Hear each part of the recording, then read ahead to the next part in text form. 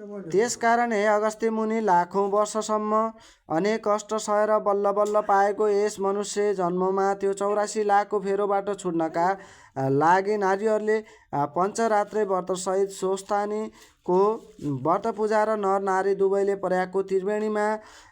कल्याणकारी मकर स्नान अवश्य गर्नु पर्दछ। जो कोही पनि मनुष्यहरू यस संसारमा जन्मिएर त्रिवेणीहरूमा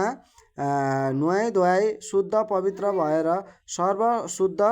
विधिले अर्थात् असल विधिपूर्वक पवित्रा र सुमेधाले जस्तै गरी स्वस्थानीको व्रत पूजा र त्रिवेणीमा मकर स्नान गर्दछन् त्यस्ता मनुष्यहरू यस लोकमा सुख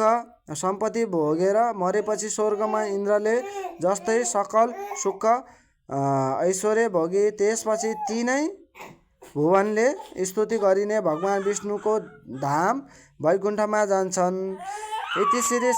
स्कन्द पुराणे केदार खण्डे माघ महात्म्ये कुमार अगस्त्य संवादे श्री स्वस्थानी